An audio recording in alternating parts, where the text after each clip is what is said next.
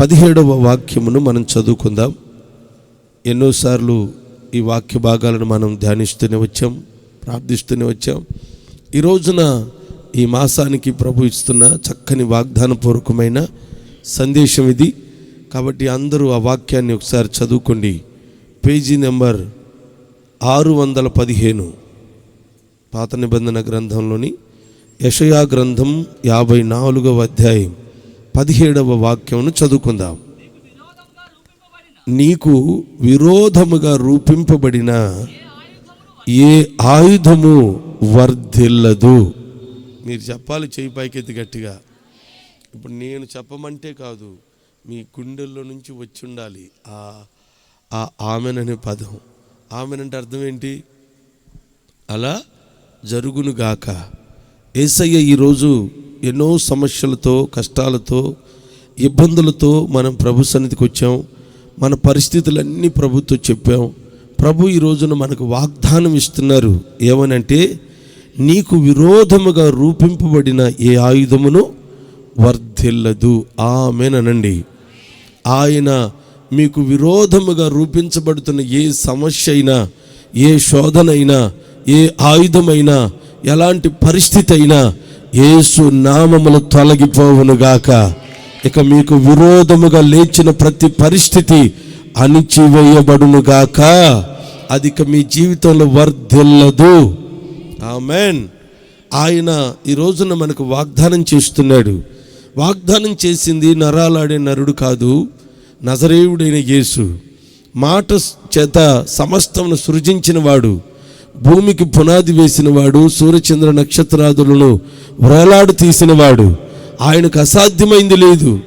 ఆ దేవాతి దేవుడు వాగ్దానం చేస్తున్నాడు, మీకు విరోధముగా రూపించబడిన ఏ పరిస్థితి అయినా సరే, ఏ సమస్య అయినా సరే అది ఇక వర్ధిల్లదు. చాలామంది ఇంకొక వ్యక్తి బాగుపడుతున్నప్పుడు, ఇంకొక వ్యక్తి సంతోషంగా ఉన్నప్పుడు ఓర్చుకోలేరు, పన్నాంగాలు పన్నుతారు. ఆ భార్య భర్తలు పచ్చగా ఉన్నారు, ఎట్లా గొడవ పెట్టాలని, ఎట్లా వారు పాడైపోతే చూడాలని, వారు నష్టాల పాలైతే సంతోషపడదామని శత్రువులు, సాతాను సమూహం ఎంతోమంది అట్లా ఎదురు చూసే వ్యక్తులు ఉన్నారు. ఒకరి క్షేమాన్ని కోరుకోలేని శత్రువులు ఎందరో ఉన్నారు. ప్రభు చెప్తున్నాడు, ఎంతకాలం నిన్ను నష్టపరచాలని, శోధనలో నిన్ను కృంగదీయాలని, రకరకాలుగా నిన్ను ఇబ్బంది పెట్టాలని రూపించబడ్డ ఆయుధాలు, రూపించబడ్డ సమస్యలు, రూపించబడ్డ పరిస్థితులు, రూపించబడ్డ ఎంతోమంది వ్యక్తులు ఇక వర్ధిల్లవు. ఈ రోజు నుండి సంపూర్ణముగా ప్రభు తొలగించునుగాక. హల్లెలూయా. ఈ వాగ్దానం ఎవరికి చేస్తున్నాడు చెప్పాలి? నీకు అన్నాడు. చదువుతారా మాట? ఎవరికి విరోధముగా రూపించబడే ఆయుధాలు వర్ధిల్లవు? నీకు అంటే ఎవరో? లోకంలో ఉన్న అందరికీ కాదు. నీకు అంటే యేసు రక్తము చేత చెప్పాలి అందరూ, కడగబడిన వారికి. నీకు అంటే అర్థం ఏంటంటే, యేసు ప్రభును బాగుగా ఎరిగిన వారికి. యేసు ప్రభు మాకు తెలుసండి, యేసు ప్రభు మాకు పరిచయమేనండి, మా నాయనోళ్ళు బాగా ఆరాధిస్తారు, మా చుట్టాలందరూ క్రిస్టియన్సేనండి, మేము కూడా క్రిస్టియన్సే అని అనడం వలన, దేవుని మందిరానికి రావడం వలన ఆయన ఈ కార్యం చేయుడు. నీకు అంటే ఏమిటంటే, నువ్వు బాగుగా ఆయనను ఎరిగి ఉండాలి, ఆయనను సొంత రక్షకునిగా నువ్వు అంగీకరించి ఉండాలి. ఆయన రక్తం చేత నీ పాపములు, నీ జన్మ కర్మ పాపములు కడిగివేయబడి పరిశుద్ధపరచబడి ఉండాలి. నువ్వు దేవుని సన్నిధిలో చేతులెత్తి ప్రార్థన చేస్తూ ఉంటే, నీ కన్నీటిని చూసిన దేవుడు ఉపవాసంతో నీ శరీరమును బలహీనపరుచుకొని, ప్రభువా నాకు సహాయం చేయమని అడుగుతూ ఉంటే, నీ బాధను చూసిన దేవుడు చెప్తున్నాడు, నీకు విరోధముగా రూపించబడిన ఏ ఆయుధము ఇక వర్ధిల్లదు. దేవునికి మహిమ కలుగునుగాక. ధనవంతుడు, పేద లాజరు మనకు బాగా పరిచయమే, మనకు బాగా తెలిసిన సంగతే. ధనవంతుడు, పేద లాజరు ఇద్దరు ఒకే రోజు చనిపోయారు. ధనవంతుడేమో ఏమండి పాతాళానికి ఎడవబడ్డాడు, అగ్నిగుండంలో కేకలు వేస్తున్నాడు. పేద లాజరేమో చనిపోయి పాతి పెట్టబడి అబ్రహాము రొమ్మున ఆనుకొని సంతోషపడుతున్నాడు. ఆలోచించండి, భూమి మీద ఉన్నప్పుడు వీళ్ళిద్దరి జీవితాలు ఎలా ఉన్నాయి? చాలని బ్రతుకులో అతను ఉన్నప్పటికీ దేవుని కోసం తన జీవితాన్ని జాగ్రత్త చేసుకున్నాడు. సంపాదనే ముఖ్యంగా పెట్టుకోలేదు. ఈ లోకంలో ఆస్తులే మనకు ప్రధానం అనుకోలేదు. ఉన్నా లేకపోయినా దేవుని రాజ్యం మనకు ముఖ్యం, దేవుడు మనకు ముఖ్యం. ఆయన సన్నిధిలో నేను జీవించాలని ప్రభు రాజ్యం కొరకు తన జీవితాన్ని కాచుకున్నాడు, పవిత్రంగా బ్రతికాడు. అందుకే తను చనిపోయినప్పుడు అబ్రహాము రొమ్మున ఆనుకున్నాడు. ఏమండి, ధనవంతుడు సంపాదన లక్ష్యంగా పెట్టుకొని సంపాదించాడు. తన ప్రాణంతో చెప్పుకుంటున్నాడు, ఏమని? తినుము, త్రాగుము, సృకించుము అని. పాపం తిన్నాడు, సృకిద్దాం అనుకునేసరికి టైం అయిపోయింది. పిచ్చోడా, సంపాదించడానికి నీ సమయం అంతా అయిపోయింది, నీ కాలం సంపూర్ణమైంది, ఇక వచ్చేసేయి అన్నాడు. అంతే, ఆ రాత్రి ఇద్దరు చచ్చిపోయారు. ఆయనేమో అబ్రహాం రొమ్మున ఆనుకున్నాడు, ఈయనేమో అగ్నిగుండంలో పడి అల్లాడిపోతూ కేకలు వేస్తూ ఏమన్నాడు తెలుసా? నా తండ్రివైన అబ్రహామా అని కేకలు వేశాడు. ఎక్కడుండి? పాతాళంలో ఉండి కేకలేస్తున్నాడు, నా తండ్రివైన అబ్రహామా. అబ్రహాం ఆయనకు తెలుసా లేదా? చెప్పాలి గట్టిగా. వాళ్ళ తాతల కాలం నుంచి క్రిస్టియన్సే యేసుప్రభునే నమ్ముకున్నారు. కానీ యేసుప్రభు తెలుసు, కానీ యేసుప్రభును ఎరిగి లేడు అతను. యేసుప్రభును సొంత రక్షకునిగా అంగీకరించిన వాడు కాదు. యేసుప్రభు కోసం తన జీవితాన్ని మార్చుకొని పాపమును విడిచిపెట్టి పరిశుద్ధపరచబడి పవిత్రముగా తన బ్రతుకును కాపాడుకునే వ్యక్తి కాదు. యేసయ్య తెలుసు, అబ్రహాం తెలుసు, పాస్టర్ గారు తెలుసు, సంఘం తెలుసు, అన్నీ తెలుసు. కానీ ఇప్పుడు అగ్నిగుండంలో పడి అల్లాడిపోతూ ఉంటే నా తండ్రివైన అబ్రహామా అంటే కుదరదు నాయన. నువ్వు అబ్రహాం అన్నా కుదరదు, నా తండ్రి అన్నా ఇప్పుడు కుదరదు. నీకు నాకు మధ్యన ఏముంది? అగాధం ఉంది.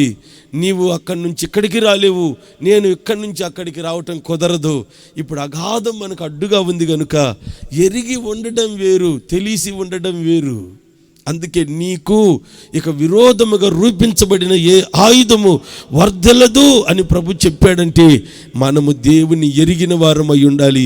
ఆయన సొంత రక్షకునిగా అంగీకరించిన వారమై, ఆయన రక్తంతో కడగబడిన వారమై, ఇక క్రీస్తుతో బంధము కలిగిన వారమై ఉందముగాక. ఎవరమై ఉండాలి? ఆయనతో సంబంధం కలిగి, ఆయనతో బంధం కలిగి, ఆయనతో కలిసి జీవించే జీవితం అయి ఉండాలి.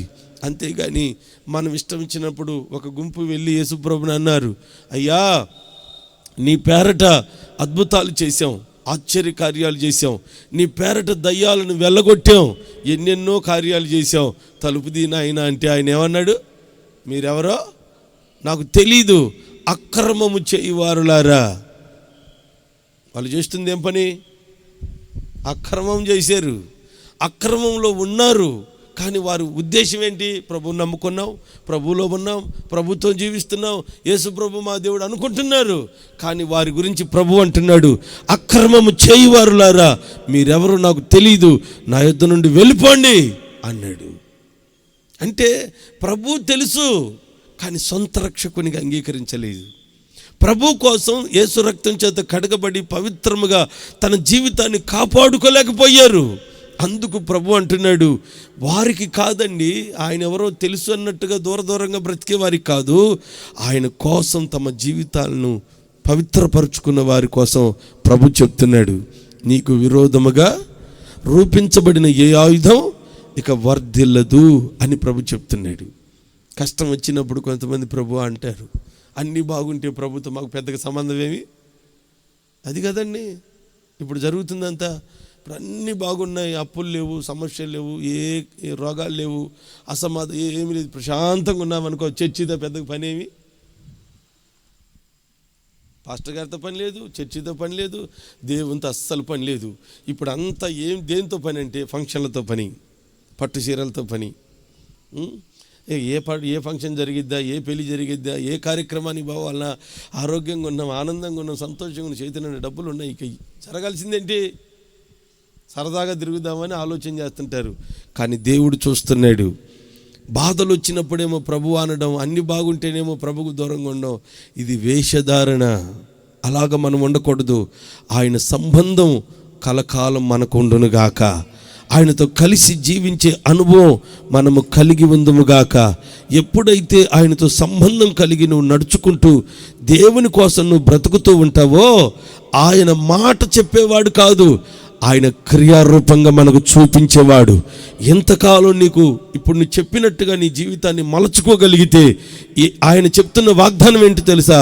నీకు విరోధముగా రూపించబడిన ఏ ఆయుధమో వర్ధిల్లదు. ఇక నుండి నీకు విరోధముగా లేచిన ప్రతి సమస్య కనుమరుగైపోవునుగాక. చదవండి, ప్రభు అది చెప్తున్నారు. 54వ అధ్యాయం యెషయా గ్రంథం 15వ వాక్యం చదువుదాం. ఇక్కడ ఒక గుంపు విరోధంగా లేచారంట. చూడండి, జనులు గుంపులు కూడినను వారు నా వలన కాదు. అదిగో ఈ మాటను అండర్లైన్ చేసుకోండి. నీకు విరోధముగా గుంపు కూడువారు నీకు పక్షముగా నీ పక్షము వారగుదురుగాక. నీకు విరోధముగా గుంపు కూడతారంట, ఒక గుంపు. అదే నేను ముందు చెప్పాను కదా, ఇద్దరు భార్యాభర్తలు చిలక గోరింకల్లాగా సమాధానంగా ప్రేమగా ఉంటే కళ్ళు మండిపోతాయి ఆ గుంపుకి. సంతోషంగా నువ్వు ఎదుగుతూ ఉంటే అస్సలు భరించలేరు. ఆనందంగా బ్రతుకుతుంటే, ఆశీర్వాదకరంగా ఉంటుంటే తట్టుకోలేని వారు ఎందరో. మాకు లేదుగా, వీళ్ళకి ఎందుకు అనేవారు ఉన్నారు. ఒకరి నష్టాన్ని కోరుకునేవారు ఉన్నారు. కష్టాలు పాలు చేసేవారు ఉన్నారు. ఎంత అక్రమంగా ప్రవర్తిస్తారంటే, దారిన వెళుతుంటే పంచర్ చేద్దామని చూసేవాళ్ళు లేరా? కింద పడి కాళ్ళు ఇరిగితే బాగుండు అనుకునేవాళ్ళు లేరా? అట్లాగా ఎంతమంది మనకు విరోధంగా ఉన్నారో మనకు తెలీదు. కానీ ప్రభు అంటున్నాడు, ఇంతవరకు నీతో ఉండి నీకు గోతులు తీసిన వారు, నీ నష్టాన్ని కోరుకున్నవారు, నిన్ను పాడు చేయడానికి ప్రయత్నించిన వారు, నీకు విరోధముగా గుంపు కూడిన వారు ఇక నీ పక్షముగా మారబోతూ ఉన్నారు. కొట్టొచ్చు కదా గట్టిగా చప్పట్లు. దేవునికి మహిమ కలుగునుగాక. నీకు విరోధముగా లేచిన వారు నీకు నీ పక్షపు వారై నీ క్షేమాన్ని కోరుకునే వారిగా ప్రభు చెయ్యునుగాక. నీకు శత్రువులుగా ఉన్నవారు బయటికేమో అక్క బాగున్నావా, అన్న బాగున్నా అంటారు, లోపలేమో వీడు ఎప్పుడు పాడైపోతే బాగుండా అని చూస్తుంటారు. అట్లాంటి వాళ్ళను ప్రభు చెప్తున్నాడు, నీ క్షేమం నువ్వు బాగుండాలని కోరుకునే వారిగా నీ శత్రువులను మిత్రులుగా మార్చునుగాక. పరిస్థితులు ఒక్కొక్కసారి మనకు విరోధంగా లేస్తాయి. ఒక్కొక్కసారి కొన్ని పరిస్థితులు ఇబ్బందికరంగా మారుతాయి. మీకు ఒక సంగతి చాలాసార్లు మనం విన్న సంగతే మీకు గుర్తు చేస్తాను. ఎక్కడో ఫారెన్లో ఒక మంచి డాక్టర్ గారు ఒక ఆయన ఉన్నాడట. ఈ బ్రెయిన్కి సంబంధించి తలకు సంబంధించిన వ్యాధులకు రేరుగా ఉన్న రోజులు, డాక్టర్లు పెద్దగా లేని రోజులు అవి. ఆయన అసలు ఎప్పుడు దొరకడు, బిజీ బిజీ బిజీ. ఆయన చాలా తక్కువ మందిలో ఆయన ఒకరు. అలాంటప్పుడు ఆయన ఇప్పుడు ఆ దేశం నుంచి ఆయన అపాయింట్మెంట్ ఇస్తాడు. పలానప్పుడు పలానా ప్రాంతానికి వస్తాను అని చెప్తే ఆ రోగులందరూ అక్కడికి ఆయన అపాయింట్మెంట్ తీసుకొని అక్కడికి వెళ్ళిపోయి చూపించుకునే రోజులు అవి. చెన్నైలో ఒక గొప్ప ధనవంతుడు ఇంటికి వెళ్ళాలి. గొప్ప ధనవంతుడు ఆయన్ను అపాయింట్మెంట్ తీసుకున్నాడు. ఆ టయానికి ఆయన అక్కడికి రావాలి. సరే, ఆయన అక్కడి నుంచి ఫ్లైట్లో బయలుదేరాడు. విపరీతమైన బీభత్సమైన వర్షం పడుతుంది. ఈ వర్షం కారణంగా విమానాలు రద్దయిపోయాయి. ఇప్పుడు విమానం ఎక్కడాగింది? చెన్నైలో ఆగిపోయింది అనుకోండి. అది జరిగింది ఫారెన్లోనండి, మనకు అర్థమయ్యేటట్టు మీకు ఇక్కడని చెప్తున్నాను. ఆగిపోయింది. ఇక విమానంలో వెళ్ళడానికి వీలు లేదు. త్వరగా అపాయింట్మెంట్ ఇచ్చిన స్థలానికి ఆయన చేరుకోవాలి. రమ్మని చెప్పింది ఎవరంటే గొప్ప కోటీశ్వరులు. మాట తప్పకూడదు, వెళ్ళాలి. ఇప్పుడు కారులో బయలుదేరి వెళ్తున్నాడు.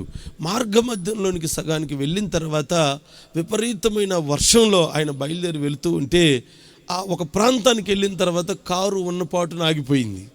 ఏమైందో తెలీదు, ఆగిపోయింది. సరే, వర్షం కొంచెం తగ్గింది. డ్రైవర్తో చెప్పాడు, డ్రైవరు త్వరగా ఆ కారు సంగతి ఏంటో చూడు అంటే, సరే నేను చూస్తాను సార్ అన్నాడు. కారులో కూర్చొని ఉన్నాడుగా. అయ్యగారు కొంచెం వర్షం తగ్గేసరికి బయటకు వద్దామని కారులో నుంచి కిందకి దిగాడు. పక్కనే ఒక చిన్న గుడిసె కనిపిస్తుంది, ఒక చిన్న ఇల్లు.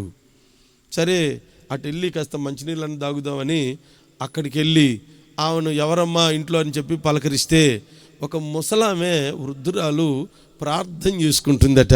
దేవుని స్తోత్రం. మోకరించి ప్రార్థన చేసుకుంటూ ఉంది. తలుపు తట్టాడు, ఎవరండి ఇంట్లో అని. ప్రార్థన చేసుకుంటున్నామని నెమ్మదిగా లేచి ఆ ప్రార్థన నుంచి లేచి వచ్చి తలుపు తీసింది. తీస్తే ఎవరయ్యా నువ్వంటే నేను పలానా పలానా పలానా. ఆమెకు అర్థం అవ్వలా. సరే, ఇప్పుడు ఆయన అక్కడ కూర్చున్నాడు, కుర్చీ వేసింది, కూర్చున్నాడు. దాహంగా ఉందంటే ఒక పాలు గ్లాస్ తీసుకొచ్చి పాలు కాచి ఆయనకి ఇస్తే చక్కగా పాలు తాగాడు. ఇప్పుడు దేని కొరకు అంత ఏడ్చి ప్రార్థన చేస్తున్నావు అన్నాడు. దేని కొరకంటే, అయ్యా నాకు ఎవ్వరూ లేరు, అందరినీ కోల్పోయాను. ఇప్పుడు నాకు కలిగింది ఒకే ఒక్కడు మనవడు, ఎంతోడు బొడ్డోడు. వాడికి తలలో ప్రాబ్లం వచ్చింది. వాడికి వచ్చిన ఈ జబ్బు అందరూ చేసేది కాదు. ఎక్కడో ఉంటాడంట డాక్టర్ గారు, ఈ వ్యాధికి నయం చేసే ఆయన ఎక్కడో ఉంటాడంట. మరి ఆయన దగ్గరికి మేము వెళ్ళలేం, విమానాల్లో వెళ్ళే పరిస్థితి మాకు లేదు, మేము రమ్మంటే ఆయన వచ్చే పరిస్థితి కూడా మాకు లేదు. కానీ చేయగలిగింది ఏమీ లేక ఇదిగో ప్రార్థన చేసుకుంటున్నానయ్యా అని కన్నీటితో ఆమె సాక్ష్యం చెప్పిందట. అప్పుడు వెంటనే ఆ డాక్టర్ గారు ఆశ్చర్యపోయి, ఏ డాక్టర్ అయితే నీ మనవడికి వైద్యం చేయాలో ఆ డాక్టర్ని నేనేం చెప్పాడట. దేవునికి స్తోత్రం కలుగును గాక. అంటే అర్థం ఏంటి? ఒక్కొక్కసారి మనకు ప్రతికూలంగా ఉన్న వర్షం కూడా అనుకూలముగా మార్చగలిగిన దేవుడు. ఆమెను చెప్పాలి గట్టిగా. ఇప్పుడు ఆమె అవసరాన్ని తీర్చడానికి, ఆమె అక్కరను తీర్చడానికి, తన మనవడికి బాగు చేయడానికి అసలు అందుబాటులో లేని వ్యక్తిని ఆయన దగ్గరికి నడిపించాడు అంటే ఆమె చేస్తున్నటువంటి ప్రార్థన. అందుకే మనం దేవుని సన్నిధిలో ఆయన వాగ్దానాలను విశ్వసించగలిగితే, ఆయన చెప్పినట్టుగా మన జీవితాన్ని మలచుకొని ఆలోచించండి. ఎక్కువ శాతం మనుషులు వారికి ఇష్టం వచ్చినట్టుగా ఉండడానికి ఇష్టపడతారు. అందువల్ల వారికి నచ్చినట్టు, వారికి మెచ్చినట్టు, వారికి ఇష్టమైన భక్తి చేయడం వలన దేవుడిచ్చే మేలులు ఏమి పొందలేకపోతున్నారు. నిజముగా దేవుడిచ్చే మేలులు మనం పొందుకోవాలి అనంటే మనము దేవునికి ఇష్టం వచ్చిన జీవితం చేద్దుముగాక. అది దేవుడు కోరుకునేది. ఆయన మనకి ఏం చెప్తాడు? కటిక ఉపవాసం ఏమైనా పెడతాడా? కష్టాల మధ్యలో నడిపిస్తాడా? అగ్నిగుండం దాటండి అంటాడా? ఏమండి, ఆయన పెట్టే కష్టాలు ఏమీ లేవు. అబద్ధం ఆడొద్దు అంటాడు, మోసాలు చేయొద్దు అంటాడు, అక్రమంగా బ్రతకొద్దు అంటాడు, దుర్వ్యసనాల్లో మీరు ఉండొద్దు అంటాడు, ఇంకొకరికి నష్టం మీ ద్వారా జరగొద్దు, మీ పాపాన్ని ఒప్పుకొని విడిచిపెట్టండి, పవిత్రంగా మీరు బ్రతకండి, ప్రార్థనా పరులుగా ఉండండి, నీ ద్వారా ఇంకొకరికి క్షేమం కలగాలే కానీ నష్టం కలగకూడదు. ఇది ప్రభు చెప్పే మాటలు. మనం ఎంత పరిశుద్ధంగా ప్రభు మాటలకు లోబడి పవిత్రంగా మనం బ్రతుకుతామో మన ప్రార్థన ఆయన అంగీకరించే దేవుడు. దేవుని స్తోత్రం. అసలు మనకు అందుబాటులో లేని ఆశ్చర్యకరమైన కార్యం మన కొరకు చేయగలిగిన వాడు. కారణం ఏంటంటే, మనకు విరోధముగా లేచిన పరిస్థితులనైనా, వర్షాలనే అయినా, మనుషుల్నే అయినా మనకు అనుకూలముగా మార్చగలిగిన దేవుడు. దేవునికి స్తోత్రం చెప్పాలి. ఎందుకని ఆయన అలా చేస్తున్నారు? చదువుదాం. ఆయన మనకు ఈ కార్యాలు చేయడానికి విరోధముగా రూపింపబడిన ఆయుధం వర్ధిల్లకుండా వ్యతిరేకంగా గుంపు కూడిన వారిని మన పక్షంగా చేయుటకు కారణం ఏమిటి? అలా ఎప్పుడు జరుగుతుంది అని అంటే, ఇంకొక 2 మాటలు మీకు గుర్తు చేస్తాను. 54వ అధ్యాయంలో, యెషయా గ్రంథం 54వ అధ్యాయంలో 16వ వాక్యం చదువుదాం. ఆలకించుము, నిప్పులు ఊది తన వృత్తికి తగ్గినట్టు సృజించిన వాడను నేనే. ఆమెనండి. ఇప్పుడు ఆయన ఏమి మన చేతికి ఇస్తున్నాడంటే, నిప్పుల కుంపటిని నీ కోసం తయారు చేసి ఇచ్చాడంట. చెప్పండి, ఏం తయారు చేసి ఇచ్చాడు? అందరూ చెప్పాలి. ఏం చేసుకోవాలా? శనక్కాయలు వేపుకోమంటావా అంటారా? నిప్పుల కుంపటిని నీ చేతికి ఇస్తున్నాడు.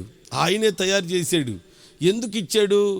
ఇప్పుడు నీకు విరోధముగా లేచినటువంటి సమస్యలు, పరిస్థితులు, మనుషులు, వీటన్నిటి నుండి నువ్వు తప్పించబడాలంటే నీ శక్తి సరిపోదు, నీ బలము చాలదు, నీకున్న బలగం తక్కువ, నీ బలం తక్కువ.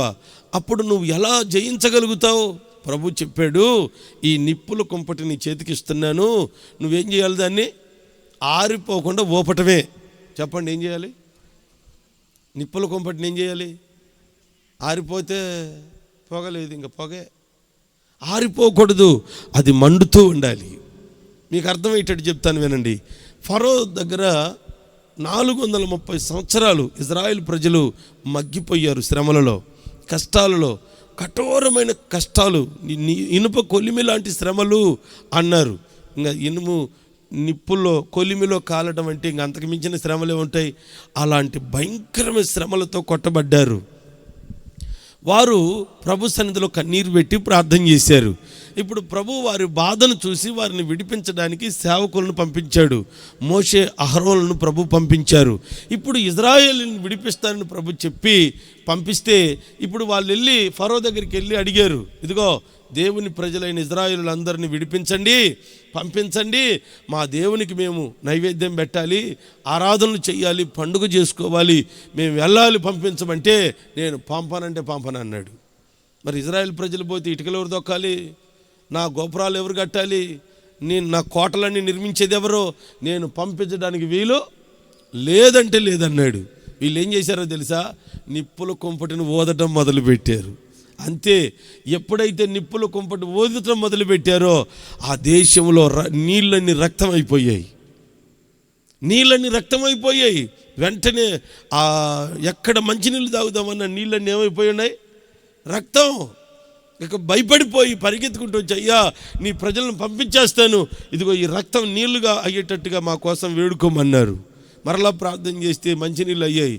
పంపిస్తావా అంటే కుదరదంటే కుదరదు అన్నాడు.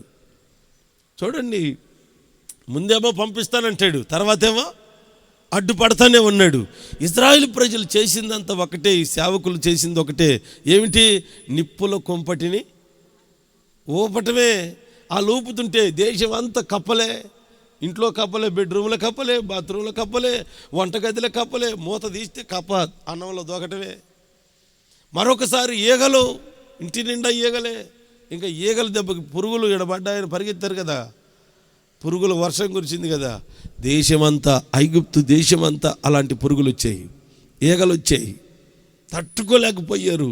ఇలా 10 రకాల అద్భుతాలు ప్రభు చేశాడు. వారు ఊదడం, ప్రభు అద్భుతాలు చేయడం. ఎప్పుడైతే వారు నిప్పుల కుంపటి ఊదుతూ ఉన్నారో, ఊదటం అంటే కూర్చొని బొగ్గులేసి ఊదురు గొట్టం తీసుకొని ఊపమని కాదు నేను అంటుంది. ఊదడం అంటే అర్థం ఏంటి, ప్రార్థనే. బాగానే అర్థమైంది, దేవుని స్తోత్రం చెప్దాం. నువ్వు ఊదటం చేతనైతే చాలు, మంట మండించేవాడు ఆయన యేసు నామములో. నీ శ్రమలు పెరుగుతున్నప్పుడు, శత్రువులు అధికమవుతున్నప్పుడు, పరిస్థితులు నీకు విరోధంగా లేస్తున్నప్పుడు నువ్వేం చేయాలి, కుంపటిని ఊపటమే.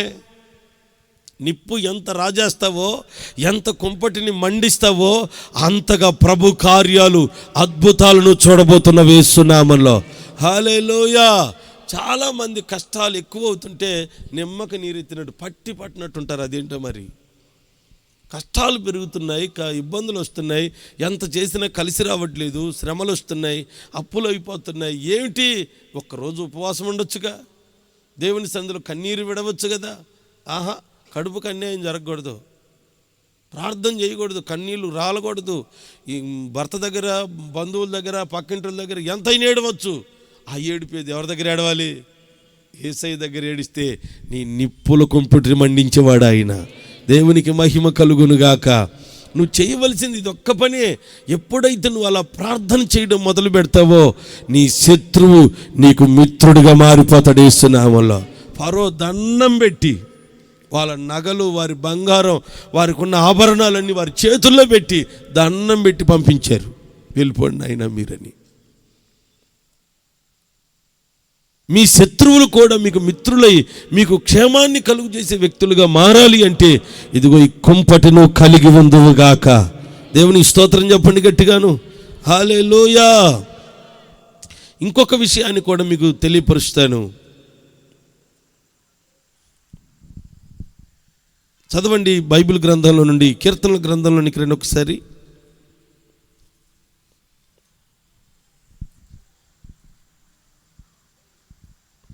రెండవ అధ్యాయం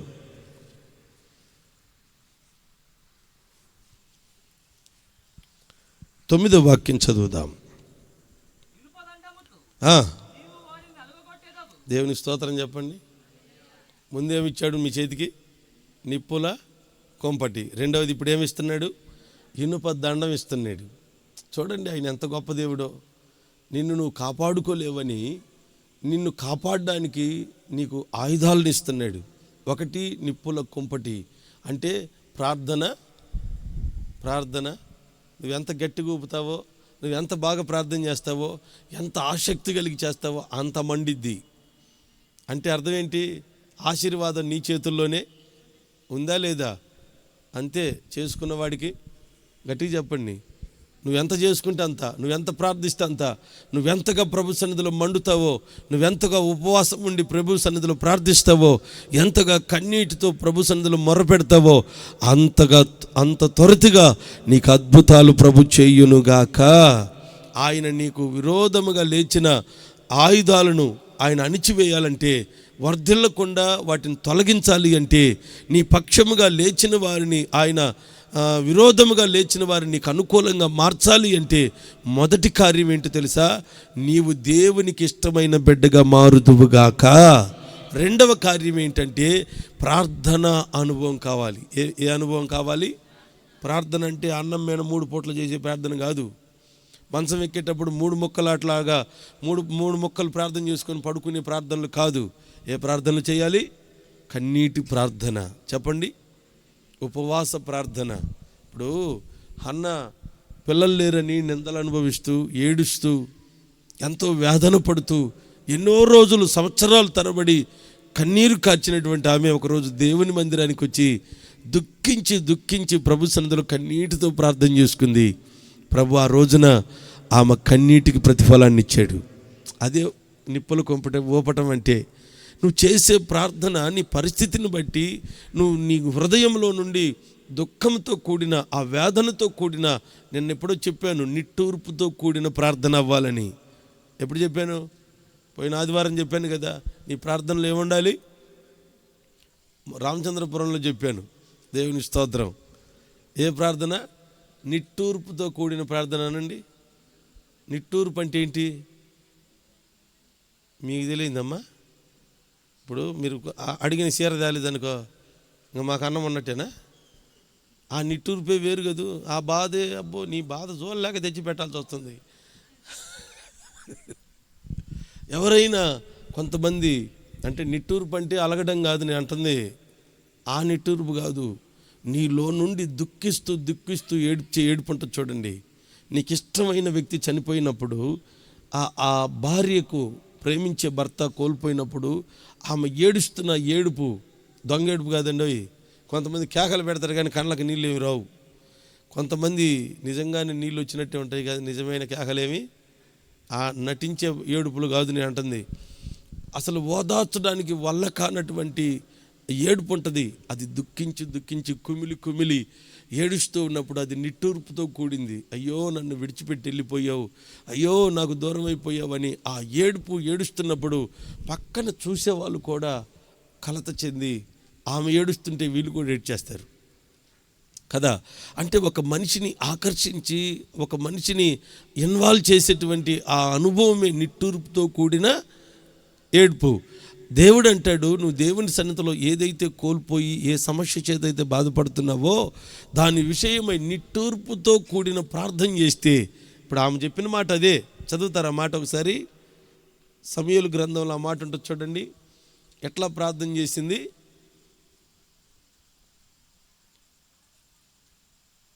మొదటి గ్రంథంలో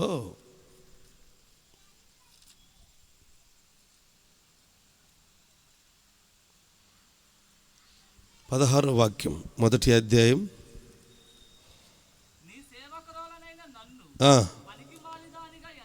ఎంచవద్దు, అదిగో బహుగా నిట్టూర్పు విడుచుచు నాలో నేను ఇదిగో నా బాధంతా చెప్పుకొనుచున్నాను అనింది. వెంటనే దైవజనుడు ఏమన్నాడు? మీదటికి నీ కౌగిట ఒక బిడ్డ ఉండబోతున్నాడు. నిట్టూర్పుతో కూడిన ప్రార్థన ఆమె జీవితంలో ఉన్న నిందలు, అవమానాలు తొలగిపోయేటట్లు ఒక అద్భుతాన్ని ప్రభు చేయగలిగాడు. అలాంటి ప్రార్థన మనం చెయ్యాలి. అదే మనం నిప్పులు ఊపటం అంటే ఏదో చిన్నగా ఊపామనుకోండి, చిన్న మంటే వచ్చింది. నువ్వు ఊపే విధానంలో కన్నీటి ప్రార్థన ఉంది, విసుగక ప్రార్థన ఉంది, ఏమండి మెలకువగలిగి ప్రార్థన ఉంది, దేవుని సన్నిధిలో నిజంగా ఉపవాస ప్రార్థన. ఇలాంటి ప్రార్థనలు ఎప్పుడైతే దేవునికి ఇష్టమైన ప్రార్థన చేస్తావో ఆ ప్రార్థనలో ఉన్న శక్తి చేత ఏమండి నీ నిప్పుల కుంపటి బాగా మండుతుంది. నువ్వు అనుకున్న కార్యం ప్రభు సఫలం చెయ్యునుగాక. ఇది మొదటి సంగతి. ఆయన బిడ్డవై ఈ పని చేయాలి. మొదట ఎవరు బిడ్డవ్వాలి? ఏదో ఆయన బిడ్డలందరూ ఒక అల్లు చెప్పండి, చెయ్యెత్తి. పర్వాలేదు, అందరు బిడ్డలే, మీరంతా దేవుని పిల్లలే. ఆయన కోరుకున్న బిడ్డలుగా మీరుందురుగాక. ఎట్టుండాలి? మేము ఆయన బిడ్డలమండి నువ్వు చెప్పుకోవటం కాదు, ఆయన చెప్పాలి వీళ్ళు నా పిల్లలు అని. అర్థమైందా? మా దేవుడు అండి, మా యేసుప్రభువే. మేము ఆయన పిల్లలు మనం చెప్పుకోవటం కాదు, నా బిడ్డ, ఏమో నా కూతురు, ఈయన నా కొడుకు అని యేసయ్య మన గురించి చెప్పాలి. అట్లాంటి బ్రతుకు, అలాంటి పరిశుద్ధ జీవితం, యేసయ్య కోరుకున్నటువంటి ఆ ఉన్నతమైన, ఆయనకి ఇష్టమైనటువంటి ఆ జీవితం ప్రతి ఒక్కరూ జీవించుదురుగాక.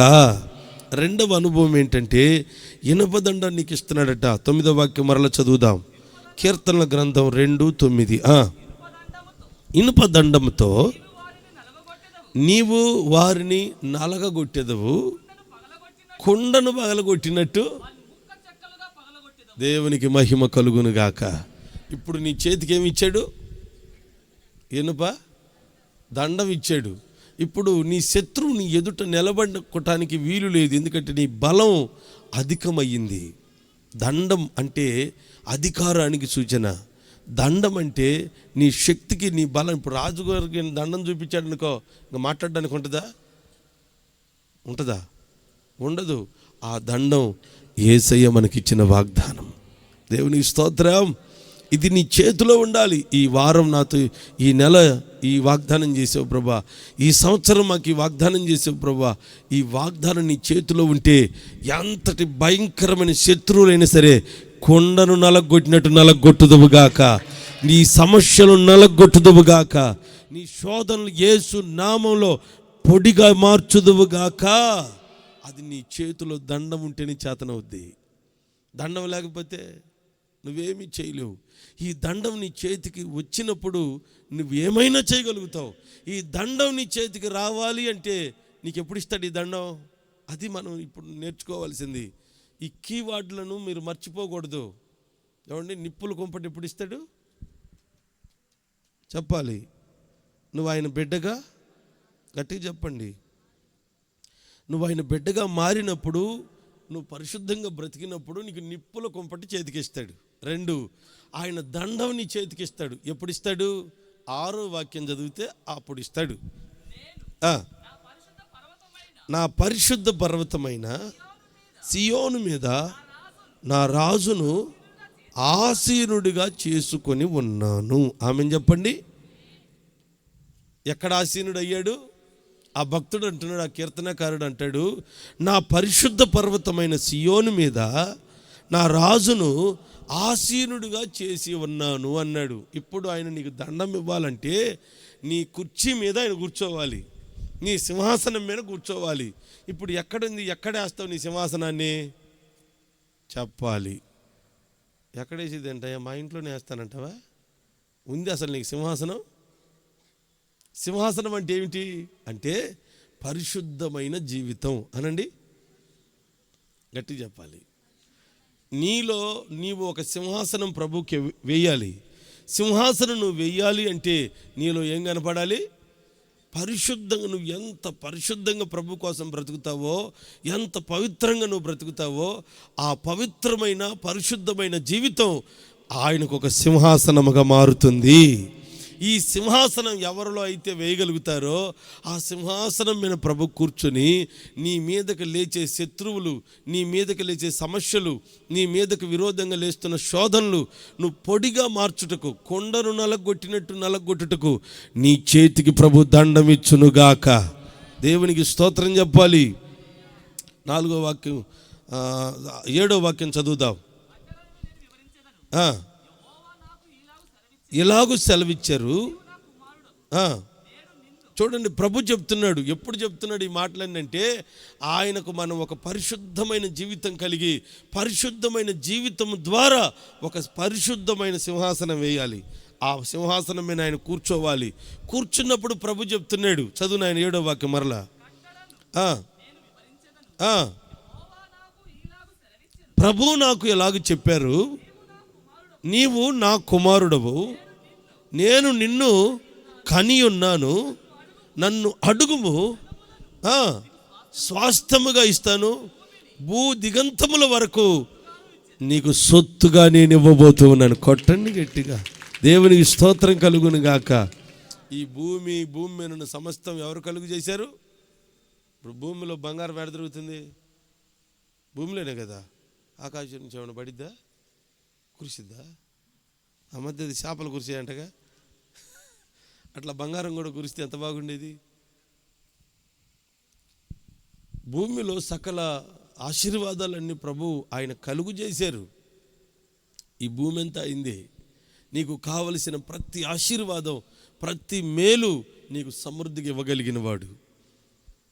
ఆయన చెప్తున్నారు, నువ్వు పరిశుద్ధమైన జీవితం కలిగి ఆయనకు పరిశుద్ధమైన సింహాసనం వేసినప్పుడు ఆయన అక్కడ కూర్చుని ఆయన చెప్తాడు, నేడు నీతో చెప్తున్నాను, నీవు నా కుమారుడవు, నీవు నా కుమార్తెవు, నీవు నా బిడ్డవు గనుక నువ్వు అడుగు, నీకేమి కావాలన్న నేను చేయబోతూ ఉన్నాను.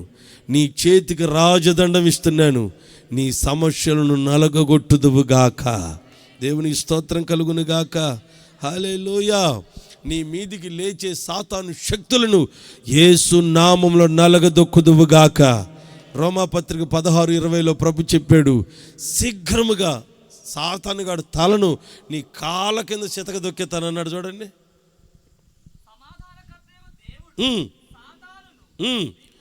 మీ కాళ్ళ క్రింద శీఘ్రముగా చితక త్రొక్కించును. ఆమెను చెప్పండి. ఇప్పుడు చితక దొక్కాలి అంటే నీ చేతులు ఏముండాలి? నీ చేతులు ఏమీ లేకపోతే వాడు దొక్కుతాను నిన్ను. నలుపుతుంటే వాయ్యో వామ్మో నువ్వు అల్లాడిపోతుంటావు. సమస్యలు తట్టుకోలేకపోతున్నాను అన్నయ్య, నిందలు భరించలేకపోతున్నాను అన్నయ్య, కష్టాల మీద కష్టాలు అబ్బా పడలేకపోతున్నాను అన్నయ్య, చచ్చిపోదామని ఉంది కానీ నరకానికి పోతానేమోనని భయంగా ఉంది అన్నయ్య. ఎందుకనంటే వాడి కాలి కింద నలుపబడుతున్నావు నువ్వు. యేసయ్య అంటాడు, నువ్వు ఒక పరిశుద్ధ జీవితాన్ని చెయ్యి, నీకు రాజదండాన్ని నేను చేతికిస్తాను. వాడిని చితకదొక్కే వ్యక్తిగా చితకదొక్కే బలము నీకు కలుగుతుంది. దేవునికి మహిమ కలుగునుగాక. నిందలకు, అవమానాలకు, సమస్యలకు, ఏమండి శోధనలకు నువ్వు భయపడకూడదు. నువ్వు ఎవరో తెలుసా? యేసు రక్తంతో కడగబడిన పరిశుద్ధమైన దేవుని బిడ్డవు. దేవునికి స్తోత్రం కలుగునుగాక. ఇప్పుడు ఆయన బిడ్డగా నువ్వు నడిపించబడుతూ ఉంటే ఆయన చెప్తున్నాడు, నీ చేతికి నిప్పుల కుంపటిస్తాడు. రెండోది ఏమిటి? ఇనుప దండం, రాజదండం ప్రభు నీకు ఇచ్చునుగాక.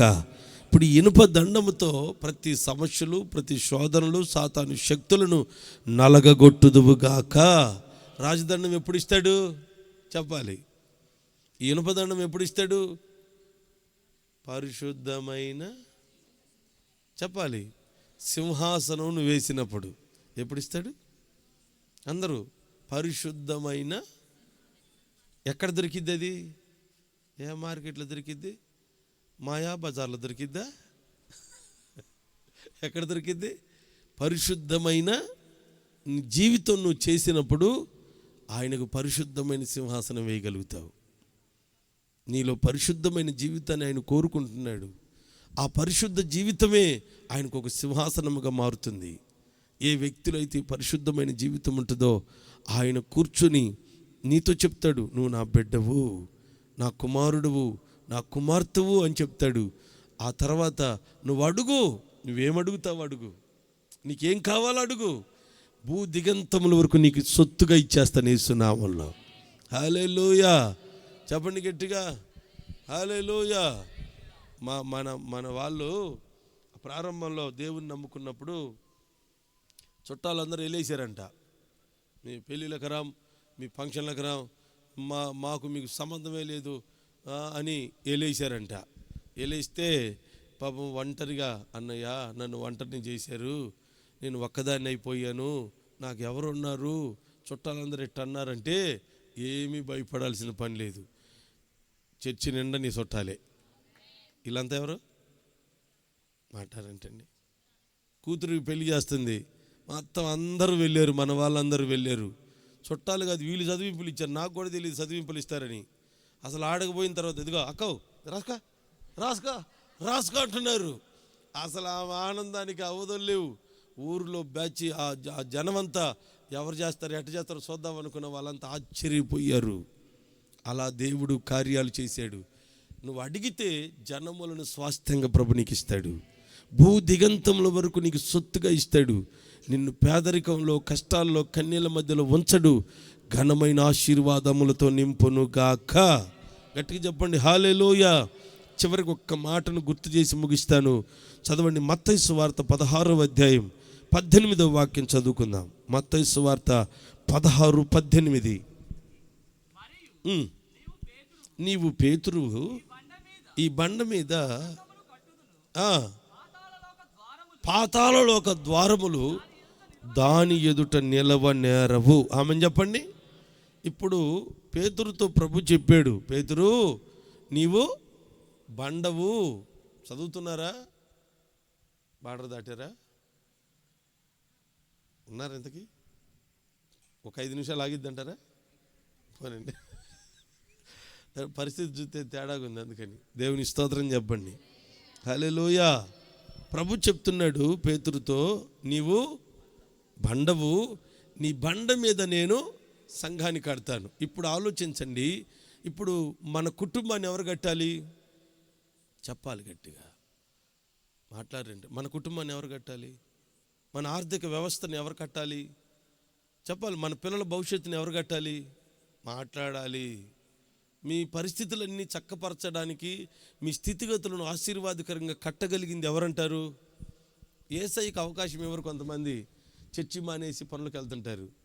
యేసయ్యతో పెద్దగా ప్రార్థనలు గీర్థనలు ఏముండవు, అలసిపోయాను లేమని పడుకొని నిద్రపోతుంటారు.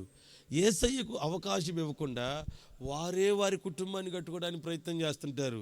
వారే వారి ఆర్థిక వ్యవస్థను కట్టుకోవడానికి ప్రయత్నం చేస్తుంటారు. వారే వారి పని బాటలను, వారి పిల్లల్ని వారు ఏదో జాగ్రత్త చేద్దామని పాపం ఎంతో తిప్పలు పడుతుంటారు. కానీ నువ్వు ఎంత ప్రయాసపడ్డా చివరికి అవ్వాల్సింది అవుతుంటుంది. అవునా కాదా? మన ప్రయాస వలన కట్టబడేది ఏమీ లేదు, మనం సాధించేదేమీ లేదు. మన కుటుంబాన్ని ఎవరు కట్టాలి? మన పిల్లల్ని, మన ఆర్థిక వ్యవస్థని, మన పరిస్థితుల్ని బాగు చేసేది ఎవరు? యేసయ్యే. ఆయనకు మనం అవకాశం ఇచ్చుదుము గాక. ఇక్కడ ప్రభు అదే అంటున్నాడు. ఏమని? పేతురు నీవు బండ. ఒకప్పుడు పేతురు ఎవరో తెలుసా? కదిలిపోయే రెల్లు అని రాయబడింది. దుడుకు మనిషి, తొందరపాటుతనం, ఊరకనే కదిలిపోతాడు.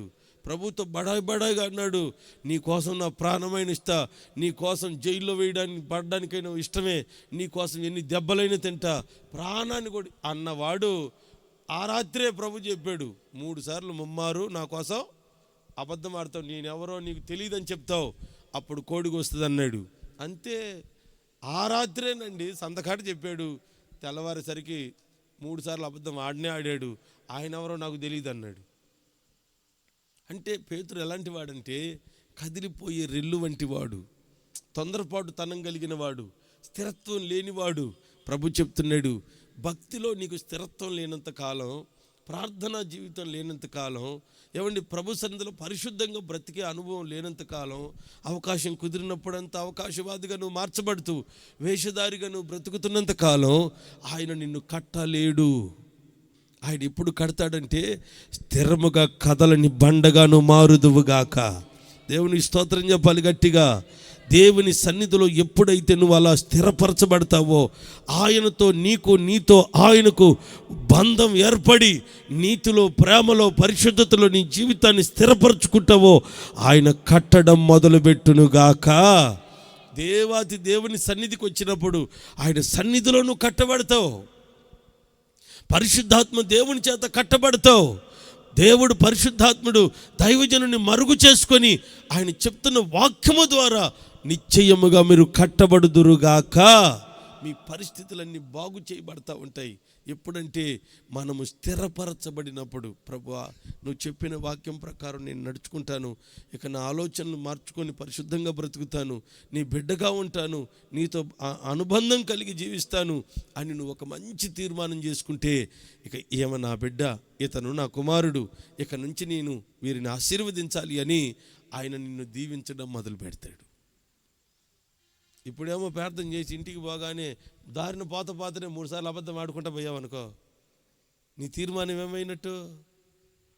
ఆలోచించండి. అందుకే మన జీవితం చాలా ప్రాముఖ్యమైంది. కదల్చబడని బండగా నువ్వు మారుదువుగాక. ఎప్పుడైతే ఇలా స్థిరపరచబడతావో ఆయన నిన్ను కడతాడు, నీ కుటుంబాన్ని కట్టడం మొదలు పెడతాడు. నీ ఇంటికి నీవే ఒక నాయకుడివి. ఇదిగో ఈ సంఘమైన మనందరికీ మన ప్రభు నాయకుడై ఉన్నాడు. కాబట్టి ఆయనే మనని కట్టునుగాక. ఆయన కట్టునట్లు నువ్వు ఎప్పుడైతే స్థిరపరచబడతావో ప్రభు అంటున్నాడు, పాతాళలోక ద్వారములు నీ ఎదుట నిలవనేరవు. ఇంకా అంత మాత్రం కాదు, ఇంకొక మాట అన్నాడు కింద, ఏమని? నీకు పరలోకపు తాళపు చెవులు ఇస్తానన్నాడు. చదువు. నీకు ఇస్తాను. భూలోకమందు దేన్ని బంధిస్తావో అది పరలోకంలో బంధించబడుతుంది. భూలోకమందు దేన్ని విప్పుతావో పరలోకమందు విప్పబడుతుంది. అంటే అర్థమైంది? ఇప్పుడు తాళం చెవి ఎవరి దగ్గర ఉంది? బీరువా నిండా డబ్బులు ఉన్నాయి. బీరువా తాళం తీసాను, తాళం లేదనుకో ఏం చేసుకోవాలి? ఇప్పుడు అవన్నీ బ్యాంకులో డబ్బులు ఉన్నాయి, కార్డు లేదనుకో ఎట్ట చేయాలి? ఇప్పుడు మరి మన వ్యవహారం అంతా అట్నే ఉంది. మన బ్యాంకి పరలోకంలో ఉంది. నువ్వు అడుగు, తాళం ఇక్కడ తిప్పటం నీకు తెలిస్తే చాలు. ఇక్కడ నువ్వు కీ తిప్పావనుకో నీకు కావలసినంత. ఇక్కడ నువ్వు దేన్ని బంధిస్తావు అక్కడ బంధించబడుతుంది, దేన్ని విప్పుతావు అక్కడ ప్రభు విప్పుతాడు. అలా నువ్వు దైవ సంబంధమైన ప్రతి ఆశీర్వాదం, అదే ప్రభు చెప్పిన మాట, నువ్వు అడుగు, జనములను నీకు స్వాస్థ్యంగా ఇస్తాను, భూ దిగంతముల వరకు సొత్తుగా నీకు ఇస్తాను, నువ్వేమి కావాలంటే అది నీకు చేస్తాను. కీ నీ దగ్గర ఉండును గాక. ఈ కీ నువ్వు పొందాలి అంటే కదల్చబడని బండగా మారుదువు గాక. కాలానికి అనుగుణంగా మారిపోకూడదు. వర్షాకాలం ఒక రకంగా, ఎండాకాలం ఒక రకంగా, పెళ్ళిళ్ళ కాలం వచ్చింది ఒక కాలం. అప్పుడు చర్చి అనేది ఉండదు. ఎందుకంటే ఆ పాస్టర్లు మరి ఏం పాస్టర్లో ఆదివారమే పెళ్ళిళ్ళు పెడుతుంటారు. అదేం కర్మ. మరి వాళ్ళకి చర్చీలు ఉండవా ఏంటి? కొంతమంది ఏదైనా ఫంక్షన్ జరుగుతుంటే చర్చిలో ప్రార్థన మానేసి అందరూ పంచన కాడికి రండి అని తీసుకెళ్ళిపోతుంటారు. ఆరాధన కాదు అది. తెలుసు మరి తెలియకు ఎందుకు చేస్తారో తెలీదు. అట్లా లోకంలో రకరకాల పరిస్థితులు ఉన్నాయి. మీరైతే కదల్చబడకుందురుగాక. దేవుని సన్నిధిలో 3 విషయాలు చెప్పాను. 1, మనకు ఆయన నిప్పులు కుంపటిస్తాడు. చెప్పండి, ఏమిస్తాడు? 2, ఇనప దండం ఇస్తాడు. 3, నీవు కదల్చబడని బండగా మారితే ఆయనే నిన్ను కట్టడం మొదలుపెట్టునుగాక. ఆమెను చెప్పండి. ఇప్పుడు నిప్పులు కుంపటి ఇవ్వాలంటే నువ్వు ఎట్టుండాలి? ఆయన బిడ్డగా నువ్వు మార్చబడుదువుగాక. 2, ఇనపదండం ఇవ్వాలంటే పరిశుద్ధమైన సింహాసనం ప్రభుకు వేయుదువుగాక. 3, ఆయన నిన్ను కట్టాలంటే కదల్చబడని బండగా నువ్వు ఉందువుగాక. ఇప్పుడు మోకరించండి, ఇంకా ప్రార్థన చేసుకుందాం. అందరూ మోకాలు వెనుక వచ్చేసేయండి. ప్రభు సన్నిధిలో చక్కగా మోకరించి ఆయన చెప్పిన ఈ వాగ్దానం నెరవేర్చబడినట్లు ప్రభు సన్నిధిలో ఒక మంచి ప్రార్థన చేసుకుందాం. ఆయన మాట ఇస్తే మాట తప్పడు. నీకు విరోధముగా రూపించబడిన ఏ ఆయుధం వర్ధిల్లదు. చక్కగా మోకరించగలరా? లేకపోతే లేచి నిలబడండి. ఈ మోకాల పంచాయతీ బాలేదు మీకు. లేచి నిలబడండి. అనాలోచనగా ఉండద్దు. చక్కగా కళ్ళు మూసుకొని ఆకాశం వైపు చేతులు ఆవులించమాగండి. ఆకాశం వైపు చేతులు ఎత్తండి. మనసారా ప్రభుని స్తుతించండి. ప్రభు సన్నిధిలో చెప్పబడిన వాక్యమును శ్రద్ధగా నెమరు వేయండి.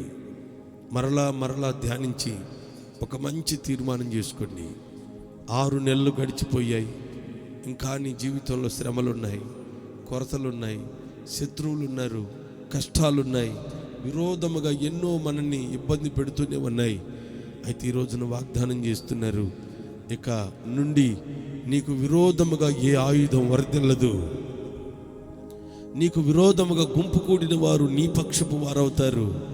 ప్రభు చెప్తున్న వాగ్దానాలను మీరు స్వతంత్ర